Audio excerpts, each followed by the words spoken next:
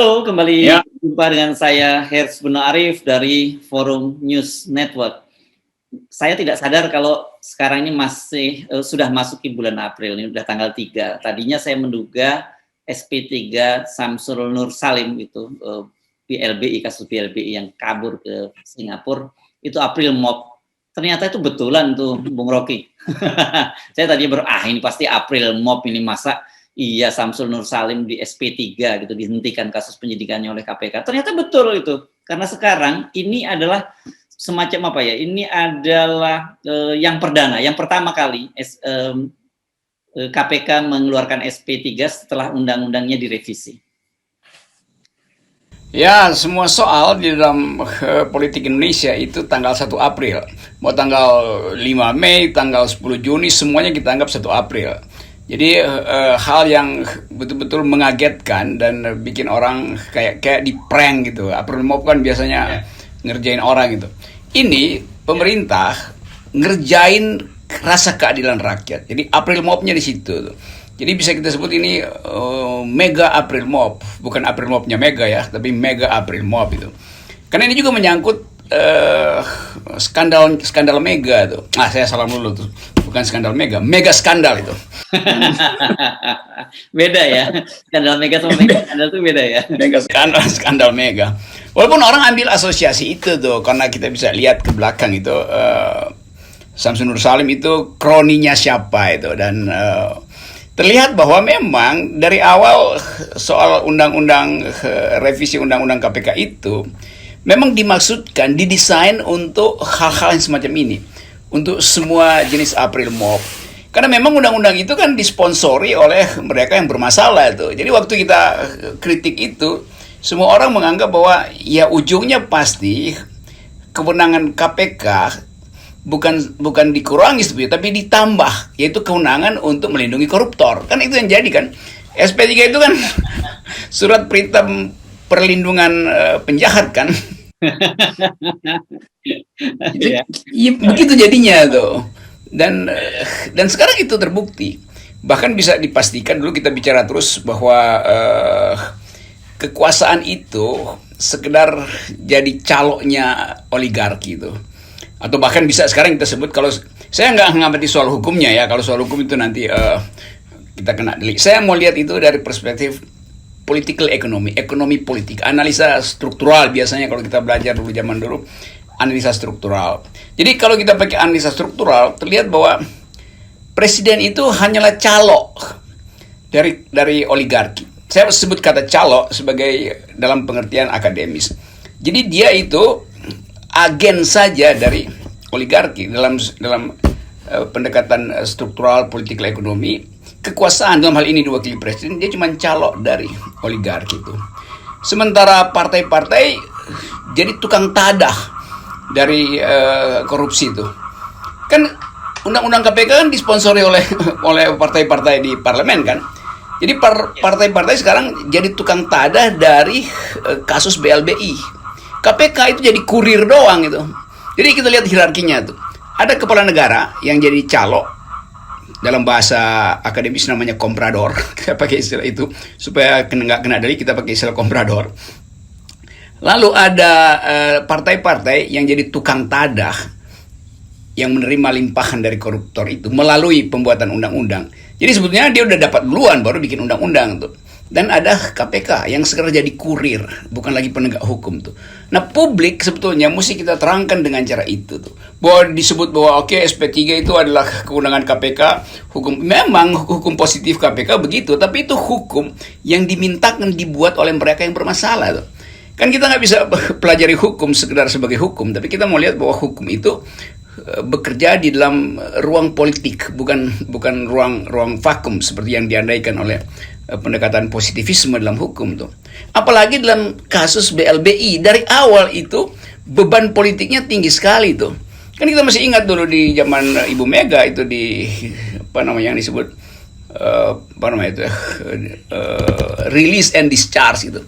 Kalau udah bayar dibebasin gitu. Itu rame dulu di awal-awal itu. Dan orang menduga bahwa bagian-bagian itulah tempat orang bermain. Nah, Samsul Nur Salim adalah kasus yang betul-betul terlihat bahwa penipuan-penipuan apa namanya tuh kolateral yang sebetulnya bermasalah dijaminkan pada BPPN sambil BPPN tutup mata tuh. Jadi memang dari awal ini ada tukar tambah politik di antara pembuat kebijakan, pejabat negara dan korporasi tuh. Jadi segitiga itu ada terus. Korporasi selalu akan membujuk kekuasaan untuk menerbitkan regulasi yang menguntungkan dia. Dalam hal ini publik merasa bahwa memang betul ada kepastian hukum, SP3 diterbitkan, itu berarti kasusnya selesai sebelum kadaluarsa. Tetapi hukum itu bukan soal kepastian hukum aja. Timbangan di sebelahnya itu adalah keadilan sosial. Kepastian hukum diperoleh, keadilan sosial dikhianati. Jadi begitu kira-kira pendekatan akademisnya, Saudara Herzog. Ya, tapi saya kira sekarang mungkin publik jadi lebih paham mengapa kemudian waktu itu banyak sekali aktivis anti korupsi, kemudian mahasiswa, bahkan anak-anak STM ikut turun ke jalan ya menolak pada waktu ada revisi undang-undang KPK. Nah sekarang kalau dulu mungkin banyak publik ada apa sih, mungkin nggak terlalu ngeh gitu. Tapi sekarang begitu satu persatu muncul fakta-fakta pelemahan KPK dan kemudian ini salah satunya fakta baru dengan April Mop dibebaskannya atau dihentikannya penyidikan. Anda tadi menyebutnya apa? Surat perlindungan penjahat. Surat perintah perlindungan penjahat. Surat perintah perlindungan penjahat. Padahal seharusnya itu surat perintah penghentian penyidikan gitu. Tapi dalam kasus ya. Nah ini pada kasus Samsul Nur Salim orang sekarang menjadi lebih ngeh kan setidaknya. Oh ini toh dulu kenapa anak-anak STM, kenapa anak mahasiswa itu ribut-ribut turun ke jalan. Nah betul. Nah sekarang mereka yang musuhin anak STM baru ngerti sekarang bahwa anak STM itu punya naluri, walaupun dia nggak tahu apa konsekuensi, tapi dia punya naluri. Kalau KPK diberi kewenangan yang lebih besar untuk membatalkan tuntutan, itu berarti ada sponsor besar di belakangnya. Anak STM nggak bisa rumuskan itu, tapi nalurinya dia tahu bahwa kakak-kakak mahasiswanya mungkin kurang menjelaskan. Tetapi di dalam politik sesuatu yang berbau busuk itu bahkan anak-anak jangankan anak STM, mungkin anak TK pun tahu ini bau busuk nih Pak Guru tuh. Jadi anak STM punya kemampuan untuk mendeteksi lebih cepat ketidakadilan yang akhirnya terbaca hari ini nih. Itu yang kita sebut sebagai kemampuan untuk merasakan ketidakadilan ada pada semua makhluk. Itu soalnya tuh. Nah, selama ini kan kita sudah melihat dari sejumlah persepsi atau kalau saya tidak menggunakan survei, nanti bias kalau nyebutin survei gitu ya. Kita persepsi publik terhadap lembaga negara ini kan sangat buruk dan salah satunya lembaga yang orang masih percaya pada waktu itu kan KPK. Dan kita juga selama ini masih mencoba berpikir positif bahwa oke, dengan segala macam pelemahannya KPK masih bisa bertahan. Tapi kemudian fakta menunjukkan hal yang sebaliknya. Ini kan sangat berbahaya kalau kemudian publik sama sekali tidak percaya pada semua lembaga pemerintah. Bahkan lembaga yang tersisa seperti KPK pun kita sekarang menjadi sinis dan tidak percaya juga. Pada awalnya kita udah duga dengan mudah perubahan undang-undang itu predictable bahwa di belakangnya ada yang disebut kekuatan plutokrasi. Saya sering sebut plutokrasi, bukan lagi oligarki. Oligarki itu masih ada semacam sistem itu buat saling bagi-bagi kepentingan. Tapi dalam plutokrasi satu orang kaya bisa atur hukum apa yang dia perlukan, bahkan dia bisa tentukan siapa nanti pengadilan yang akan memutuskan kalau kasusnya masuk pengadilan. Dan kalau dihukum dia sudah tentukan dari sekarang tuh siapa yang akan jadi kepala penjara di situ tuh. Supaya dia bisa keluar masuk penjara tuh. Jadi sebetulnya prinsip pembuatan hukum itu dari A sampai Z udah ditentukan oleh plutokrat tadi. Hanya oleh satu orang bisa ngatur segala macam tuh. Jadi lobby DPR dia tentukan.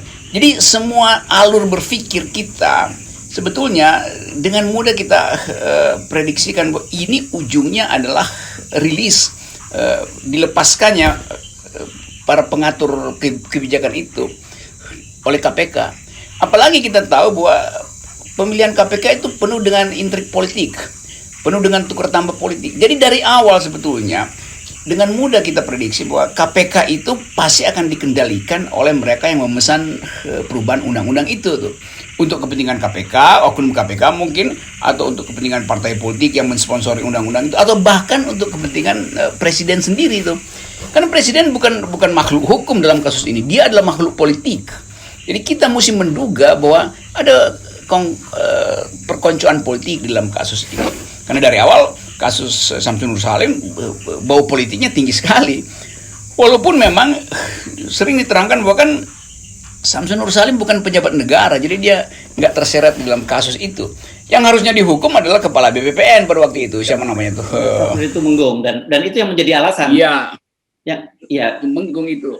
Kan sudah menjadi alasan mengapa kemudian KPK mengeluarkan SP3 karena Syafruddin Tumenggung ketika dia mengajukan kasasi ke Mahkamah Agung dia dibebaskan. Jadi dengan begitu logikanya tidak ada lagi datang, kan gitu.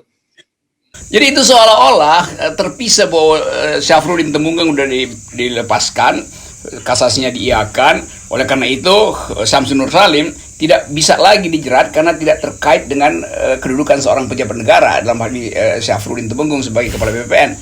Jadi orang anggap bahwa ini kan peristiwa hukum biasa. Yang mesti kita ingat adalah bahwa yang memesan undang-undang ini, si plutokrasi ini atau oligarki secara keseluruhan, dia udah tahu sekuensisnya. Nah karena itu dia pastikan bahwa tidak ada pejabat negara yang terlibat dengan akibat lampirannya atau orang yang terkait di situ sebagai pengusaha juga akan dilepaskan. Jadi satu desain yang memang sempurna di dalam konsep itu. Nah kita tentu tidak menganggap bahwa ini soal yang semata-mata soal hukum, tapi inilah soal hukum politik gitu, bukan politik hukum, tapi hukumnya politik. Jadi hukum yang dikendalikan oleh persekongkolan politik, bahkan sampai ke tingkat Mahkamah Agung. Ya, dari kasus ini mungkin bagi para koruptor dia akan belajar banyak. Jadi misalnya dia menggarong sebesar mungkin, dan kemudian dari sebagian dananya itu diatur untuk bagaimana menerbitkan undang-undang yang baru.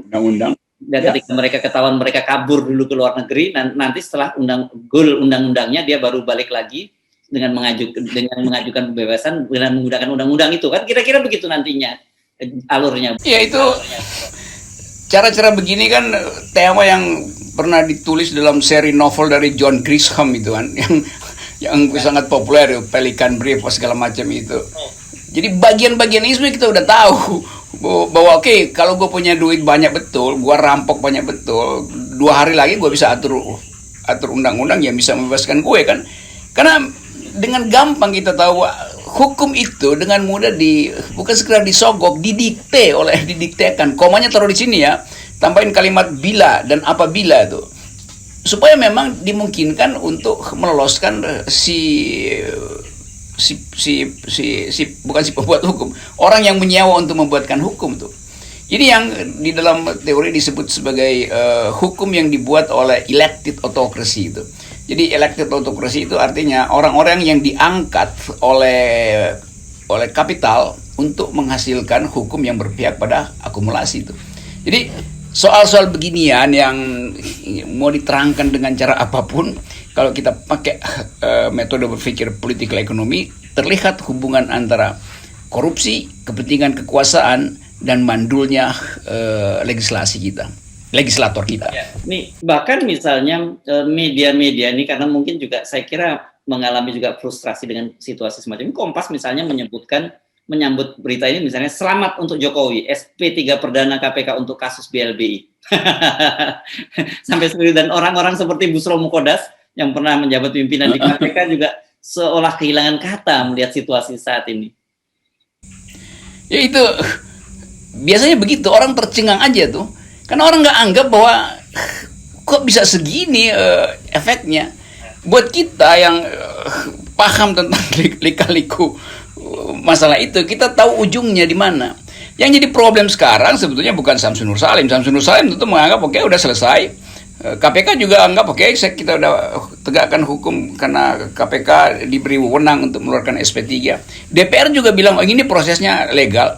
Jadi semuanya terlihat secara formal bersih gitu. Yang tidak bersih adalah mata publik melihat ini sebagai permainan politik. Nah, saya mau tagih sebetulnya orang semacam Sri Mulyani yang standar etikanya tinggi. Dia mau ngomong apa soal peristiwa Samsul Nur Salim? Yang di awal reformasi, Sri Mulyani orang yang paling getol mempersoalkan BLBI semacam ini, karena aset yang dijaminkan itu adalah aset bodong semua tuh. Dan bukan sekedar bodong, begitu di markup baru dijaminkan, sehingga waktu dikembalikan itu udah nggak ada nilainya tuh. Jadi kerugian negara justru terjadi dari awal karena tukar tambah kepentingan tuh. Nah sekarang Mahfud MD yang juga di awal reformasi yang getol mempersoalkan soal BLBI ini, itu pasti akan datang dengan keterangan begitulah karena hukum sudah bicara. Karena itu negara hadir untuk menegakkan hukum. Ya apa itu kalimat apa semacam itu. Semua orang menganggap kok bisa seragam ya pikiran istana gitu kan. Padahal Mahfud kan orang yang belajar hukum itu. Sri Mulyani orang yang belajar tentang public ethics itu. Macam-macam lah. Kalau yang lain mungkin ya itu karena menterinya dikirim oleh partai maka tutup mulut juga tuh. Tetapi tokoh-tokoh yang ada di situ, LSM yang ada di KSP ngapain coba? Yang sebagian besar tahu tentang korupsi itu. Jadi itulah sebetulnya gerombolan penikmat April Mop. Ya. Oh, rupanya judul yang dipakai Kompas ini adalah statement dari Pak Bushro Mogodas, mantan pimpinan KPK, yang dia menyebutkan bahwa selamat ini karena ini dianggap sukses besar dari pemerintahan Jokowi yang telah mengegulkan revisi Undang-Undang KPK. Tapi menurut beliau katanya itu tapi itu menunjukkan betapa tumpul dan tandusnya rasa keadilan. Wah ini kalimatnya sudah mulai berat meruskannya. Ya udah kita terima Pak Bushro sebagai figur moral yang sangat bersih dan meninggalkan KPK dengan prestasi kebersihannya, berarti dia moralnya terganggu sekarang. Yang menarik adalah Kompas mengutip Bushro tuh. Saya perhatikan dalam soal ini Kompas kenapa jadi sinis gitu ya. Kan biasanya Kompas itu siksak aja dalam soal-soal semacam ini kan. Jadi saya kasih pujian kecil dulu pada Kompas karena mau memanfaatkan standar moral dari Bushro Mogodas tuh. Semoga Pak Bushro jadi terus standar moral dari Kompas. Jangan sampai Kompas cuma demi satu kasus ini seolah-olah mengembalikan public ethics ke dalam percakapan politik. Karena beberapa kali Kompas sebetulnya mendua dan bimbang dalam menentukan posisi moralnya tuh. Ini pun sebetulnya masih bimbang karena pakai nama Bushro. Mestinya editorial Kompas itu hajar habis-habisan tanpa harus menyebut Bushro. Jadi saya tetap anggap juga Kompas menikmati April Mop walaupun tipis-tipis. Kalau Pak Bushro ingin tadi menyampaikan selamat, saya kira juga saya ingin mengucapkan selamat karena sukses telah membuat April Mop, tapi dan cukup membuat kaget banyak orang, tapi ketika tahu sebenarnya kita menjadi tidak kaget. Baik. Oke. Bang Ruki. Dan masih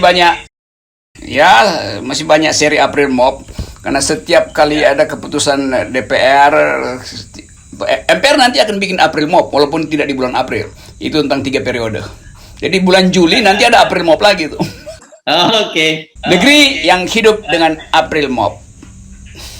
Oke, Hersu. Terima kasih, Bang Rogi.